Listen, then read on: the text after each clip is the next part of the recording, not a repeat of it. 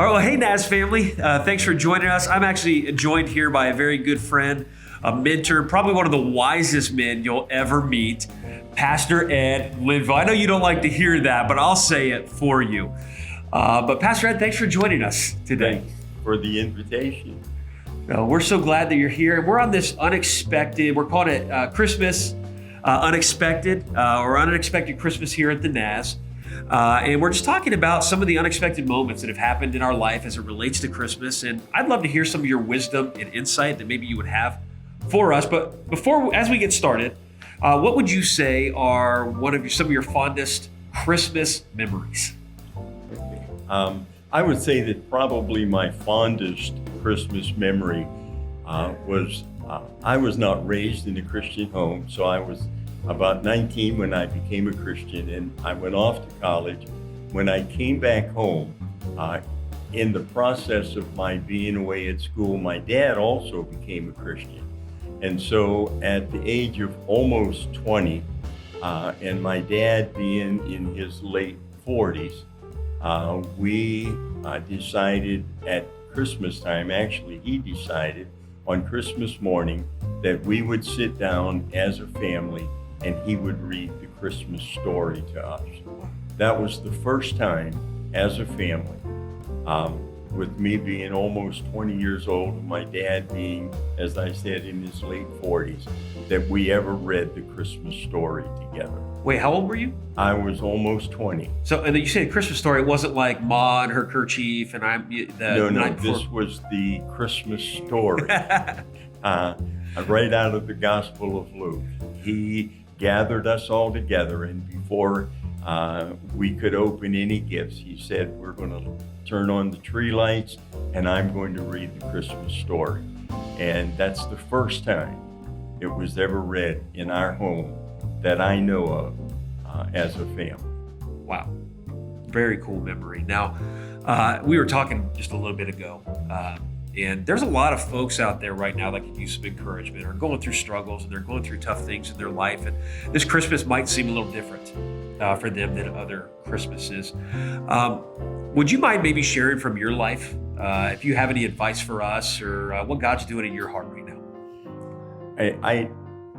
The one verse, I guess, that I have really taken as my verse, and Pastor Dale used it Sunday, and I look at it over and over and over again. It's the verse when God promises that he will never leave us and he'll never forsake us. Right. As anybody who knows me or knew Jeannie and I know that Jeannie passed away a year ago this past October. Was a very difficult time. She was the love of my life. I told everybody, and I said it over and over again, that next to Jesus, she was the best thing that ever happened to me. Wow. And when she passed away, the first Christmas was difficult, but not as difficult as this one is. This one's difficult probably because back at the first one, it was so fresh and so new that we were still in shock. But we've been through the year now, and with her not being around. And again, Jeannie was a decorator, and so I look at my house and it's lonely. You know, I go in at night and my children have been great. I cannot complain at all about how well they have taken good care of me. But you know, when everybody leaves and you sit down at night and you look around and there's nobody, and you're used to being having somebody to talk to and to share with. Right. Can you hear me? Okay. It's just it's been a difficult time. Sure. But one of the things that I've realized and that I understand and I know, and that is that God made me that promise that Right. He'll never leave me, He'll never forsake me. He's always there. And so even though it's lonely, Right. and I know that there are some people who they may not be struggling because of the loss of a loved one, but they're struggling because they can't be around anybody because of the COVID, Right. being separated. And I just heard recently of someone who has not been able to see their grandchildren since all the way back in March, and they're struggling with this. And now it's Christmas time when you want family to gather and be together, and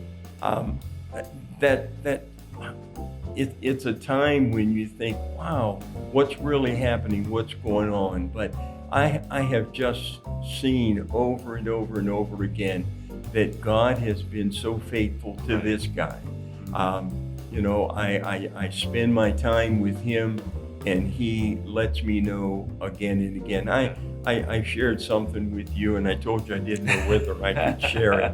But I had a dream this morning, and it was really crazy. My wife had a purple coat that she just loved, and I woke up early and fell back to sleep, and I was out walking with several different people, and I looked up, and there was a woman standing in a purple coat, and all of a sudden I realized that it was Jeannie.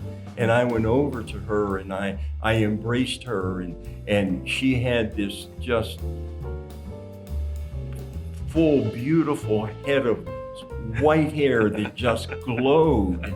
And I looked at her, and I said, "Oh, honey," and I tried to talk to her, and it was just in a moment she looked at me and said, "It's going to be all right."